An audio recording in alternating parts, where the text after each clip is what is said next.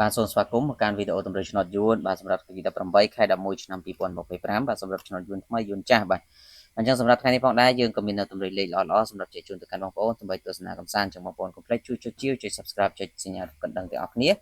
ដើម្បីទទួលបាននូវលាភសំណាងគ្រប់គ្នាបាទអញ្ចឹងយើងចូលទៅកាន់តម្រុយរបស់យើងតែម្ដងសម្រាប់ថ្ងៃទី18បាទចឹងសម្រាប់ម៉ោង10កន្លះព្រឹកបាទសម្រាប់ឆ្នោតយួនថ្មីបងប្អូនពុកម៉ែមីសូមលេងខ្ទង់0និងលេងខ្ទង់10បាទចំពោះខ្ទង់0សូមបងប្អូនធ្វើការលេង0វ៉ាន់តានិង01បុក A B C D ចំណែកខ្ទង់10វិញគឺយើងយក16 17បាទហើយសម្រាប់បងប្អូនពុកម៉ែមេឃបាទថ្ងៃនេះក៏យើងមានលេខពិសេស2គ្រាប់មកសម្រាប់បងប្អូនយកទៅធ្វើការផ្សងសំណាងបានគឺលេខម៉ោង1កន្លះបាទសម្រាប់បងប្អូនដែលចង់បានលេខអាចធ្វើការឆាតចូលពេកគឺយើងមានលេខទុយ2គ្រាប់ឲ្យលេខ4ប៉ុស្តិ៍សេវា50000បាទអញ្ចឹងបងប្អូនដែលចង់បានកុំភ្លេចធ្វើការឆាតមកយកទាំងអស់គ្នាសម្រាប់ឆ្នោតយួនម៉ោង4កន្លះឆ្នោតយួនចាស់បាទក៏ដូចគ្នាផងដែរគឺយើងមានលេខទុយ2គ្រាប់ឲ្យលេខ4ប៉ុស្តិ៍សេវា50000ដូចគ្នាអញ្ចឹងបងប្អូនដែលចង់បាន